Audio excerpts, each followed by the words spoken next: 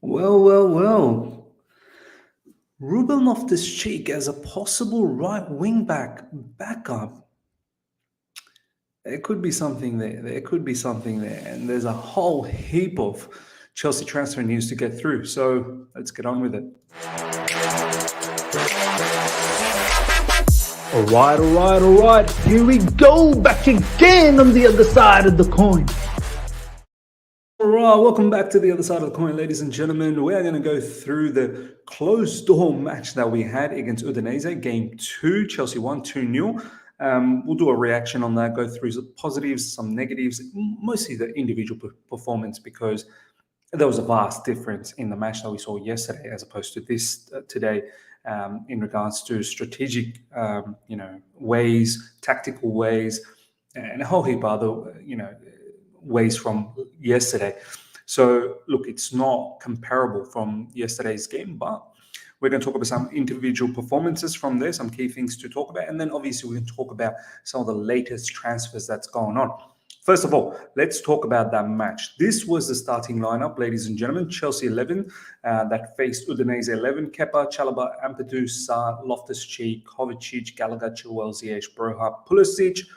In the subs, we had Bettinelli, Emerson, Gilmore, Kennedy, Hudson-Odoi, and Vale. Now, let's talk about some of the positives to start off with that particular match. First of all, we won 2-0, which obviously is a good feeling, good for the morale. First positive is Ruben Loftus-Cheek. I mean, I was under the impression that there's no way this guy, he has a future at Chelsea Football Club. I mean, where are we going to fit him in the midfield? We generally play with a double pivot. Yeah, one of them could be a box-to-box midfielder. The other one could be more of a register. But he probably, you'd think as a box-to-box he fits, but you need a lot more from him. The way Kante played yesterday, you just can't imagine that Loftus-Cheek could match those sort of levels. Then you've got Kovacic, who was a standout, which we'll talk about in this particular match.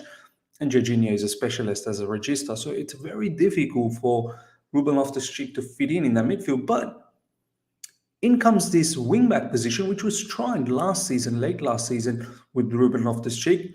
And I have to say, he's probably a better option than Callum Hudson-Odoi. I know Callum Hudson-Odoi got himself an assist yesterday, but Ruben, he looks very dynamic, man. He's capable of taking the players on, which is the most important factor playing as a wingback. This is what Thomas Tuchel wants, isolating the opposition 1v1 and then to be able to take them on.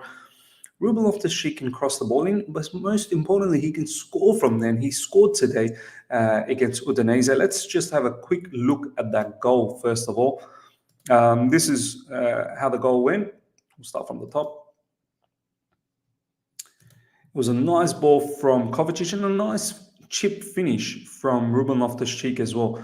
Very, very neatly done. And look, he started off the match a bit slow. He wasn't getting into the match. The thing about Ruben Loftus-Cheek that I liked was he was genuinely looking to get involved all the time. He was trying to get himself into the match, even though he was not getting into the match in the earlier stages. But as the match sort of went on, halfway through first half till the end of first half and then entire second half, Ruben Loftus-Cheek was on fire, and rightly so that he got that goal. And he ended up getting the penalty as well for Ziyech, which ultimately Ziyech's ball that was put through. So for me, look, I think there's a genuine conversation to be had in regards to Ruben Loftus-Cheek to be a possible backup option in the right wing-back position. For me, Reece James is the number one right wing-back, and then Ruben Loftus-Cheek, he wants to make it as a Chelsea player so badly, and there's no suitors out there. And that right wing-back position, really, he plays as a right midfielder. He's not really playing as a traditional wing-back. So yeah, from that perspective, it's similar to playing in the midfield anyway. So I really like that scenario for Ruben Loftus-Cheek. You guys let me know how you feel about Ruben Loftus-Cheek playing in that position. We've seen him play last season, most notably against Crystal Palace in the FA Cup, where he was very, very good. Next positive that I want to talk about is, ladies and gentlemen, Kovacic. Kovacic in midfield was tremendous. Was a standout player, no doubt. He probably didn't deserve to be playing with that group. He deserved to play with the group that played yesterday against Udinese. But look, nonetheless, for me, Kovacic is going to be part of the starting lineup. I think there's going to be rotation between him, Kante, Jorginho. Kovacic is way too good. You could see in that match against the game 2 against Udinese, the class is levels above. The class is way levels above. And Kovacic was producing a lot more progressive passes. We saw him do that last season as well. A lot of progressive passes. And this particular match in the preseason looks like he's going to continue on with that. And this is probably one of the clear instructions from Thomas Tuchel, from those players, not just Kovacic and Jorginho, but Kante as well, to play more progressive passes as opposed to just go side to side. So really good to see Kovacic do well. Next up I want to talk about is Ziyech, ladies and gentlemen, was, for me, I think he was a standout performer in regards to attack. I'm just going to show you, this is the goal that he scored from the penalty, which was a neat finish. He's the one who provided that through ball for Ruben Loftus-Cheek to get in and get that penalty. He puts it away nicely. But Ziyech, all throughout that match, was a menace. First half, he put on a fantastic opportunity for Armando Broja on the plate, and Broja missed, which we'll touch on next up. He was creating a lot of crosses from that right side, inverted crosses where Chilwell was getting at the end of it. And throughout that particular match, for me, he was a standout attacker. Obviously, Ruben Loftus-Cheek slowly and eventually took over as the man of the match performance, but Ziyech wasn't too far. The thing I like about Ziyech is, even though there's so much rumors about him leaving, he still puts on the performance, he still gets onto the pitch, and he still wants to perform well for Chelsea Football Club. This is what I like about him. Tries to stay as professional as possible. So, look, the way I look at it, if we get rid of Ziyech, if we get rid of other forwards that we're going to talk about as well, other attackers, we have to get players in. We can't simply just let go of Ziyech without replacing him. For me, Ziyech, as I've always said, he still has value. He still adds value to the team. I know he doesn't fit the style that Thomas Tuchel plays with wing-back football, inside forwards. That just doesn't fit Ziyech's strengths. But there's still some sort of value to have him at least as a rotational player. But is that something that Ziyech will like? I don't know. But if we get rid of Ziyech, we better look at replacement. For me,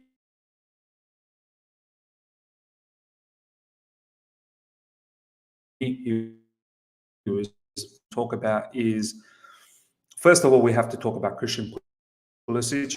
Pulisic, for me, ladies and gentlemen, pretty much played the entire game, but I'm not really sure what we got out of Christian Pulisic. He wasn't that good.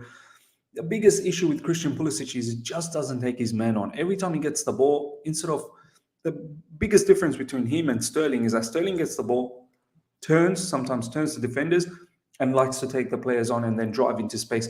Pulisic is too passive, man. He gets the ball and he wants to lay it off straight away. He wasn't using his pace. It looked like he didn't even have any burst of pace. The entire match, he just moved around like a passenger. So, look, I don't know what we think about Christian Pulisic. I know that it was the first match in the preseason. I don't want to be too harsh, but it seems like the effort wasn't there. And this is what some of the things that's been said in regards to Christian Pulisic in social media. Pulisic got to play 90 minutes today. What did he actually do? This from Daniel Charles. And look at the comments, man. Don't think he wants to be here. He looks like he can't be asked. Some people are saying, Mossa, I said it on Terrace when I was with you and Terry, that Pulisic needs to go. Finally, everyone is starting to see my point. Yeah, he was very, very disappointing. He really was disappointing. Next particular player that I want to talk about is Armando Broja. Ladies and gentlemen, look, I don't want to be too harsh on Armando Broja. Armando Broja's first game in the preseason, he was injured. This is his first 45 minutes. But I must say, 3 chances and he fluffed it all. One of them was absolute sitter from Hakim Ziyech. Hakim Ziyech should have got another assist, but this is the situation that I want to show you guys. So start from the top. Hakim Ziyech whips in a nice cross, and as you can see, Armando Broja, that's just point blank range miss. Oh, it's just that needs to be a goal. At this level, that definitely needs to be a goal.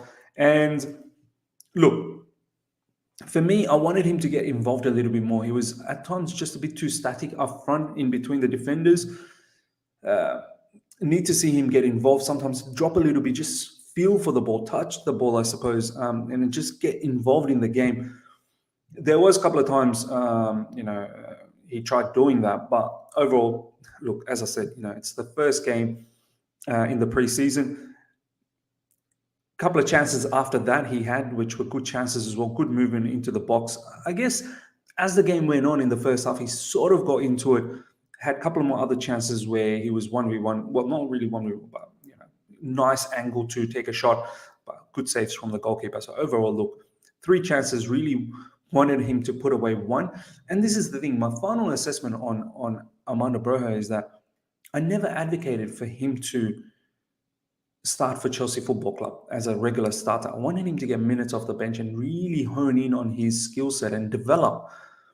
I feel like there's so many things he still needs to develop. If he thinks he's going to be a regular from here on in just by playing 1 season in the Premier League for Southampton, I don't think that's probably the right mentality from Armando Broja. There's still a lot of improvement.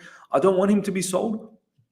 I want him to stick around at Chelsea Football Club, but I don't think he's ready to lead the line as yet. There's heaps of development to happen for Armando Broja. So that, for me, ladies and gentlemen, is pretty much the wrap up of the match. As I said, don't want to take too much away from the tactical standpoint. This was the B team for Chelsea Football Club, but in terms of a lot of the individual performance, like Ben Chilwell is someone I think we need to be very patient with. He's still not match sharp. He's still not match fit. I think we're going to have to move into the new season with Alonso probably starting for us, unless he leaves. If he does leave, then Chilwell then becomes, he has to probably start, but he's still lacking that sharpness. But yeah, besides that, Malang Sarr probably didn't have a good performance for me in the backline. Ampadu and Chalobah was very good. Kepa really didn't have much to do. And then, players like Gilmore, Kennedy, and Hudson. Kennedy actually on the left side looked good. Kennedy as a left wing back was very, very good, and something that we all advocated. A lot of us advocated for him to play as wing back last season when Chilwell got injured, and during the January transfer window when we wanted him to bring, when we got him back, we thought that he was going to feature, and then at the end it was all Alonso. Kennedy was actually very good on that left side. Billy Gilmore looked very sharp as well in the midfield when he came on. And Hudson-Odoi, will talk about him. Look, I know he got himself that assist yesterday, but I think Hudson-Odoi, the fact that he hasn't started any of the matches, it just tells you, do you know what I mean? But 2 matches against Udinese, he didn't even start. So kind of gives me the feeling that, is he really going to stick around at Chelsea Football Club? And this is where we're going to segue into now. This is the latest that's gone around with all the Chelsea transfer news, ladies and gentlemen. RJP Journalism, Rob, he works with Simon Phillips. He seems to know quite a bit internally. This is what he had to report in the last 12 hours. Newcastle have formally started talks with Chelsea over a potential signing of Callum Hudson-Odoi. The fee would be significant, and Chelsea are pondering over trying to include a buyback clause. Any deal will not be linked to Alan Saint-Maximin, and it may be dependent on incomings.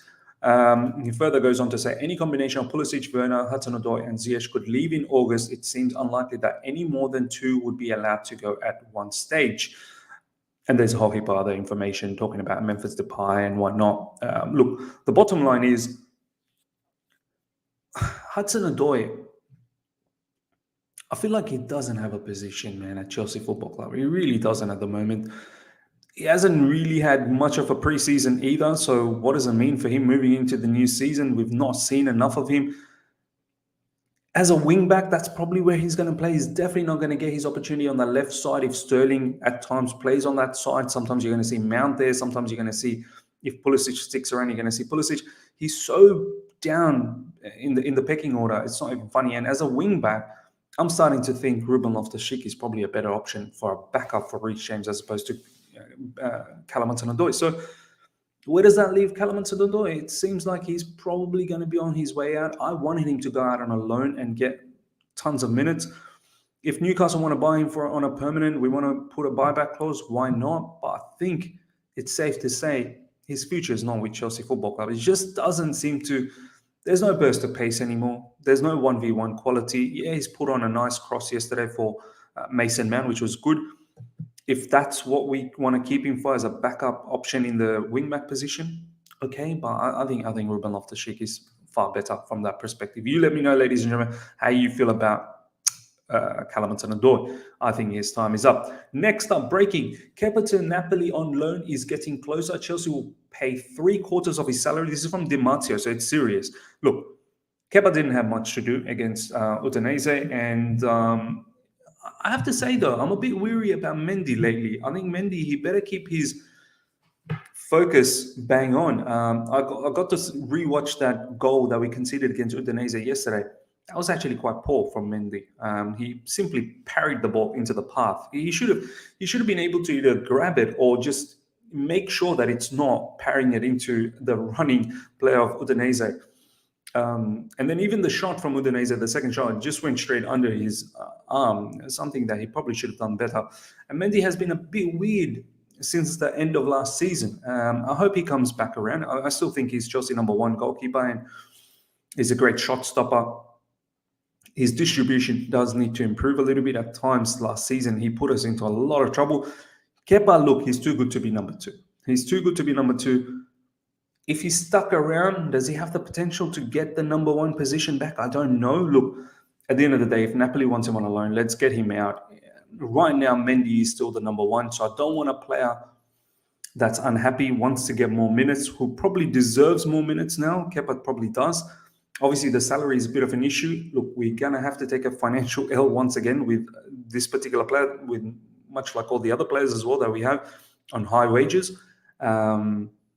But yeah, this is probably the kind of scenario we're going to have with many players where we're going to have to pay a lot of their salary if they go out on a loan. I'm all up for this. At the end of the day, I'd rather have Thomas Tuchel players that are going to be happy and the players that he's going to be able to use a lot more.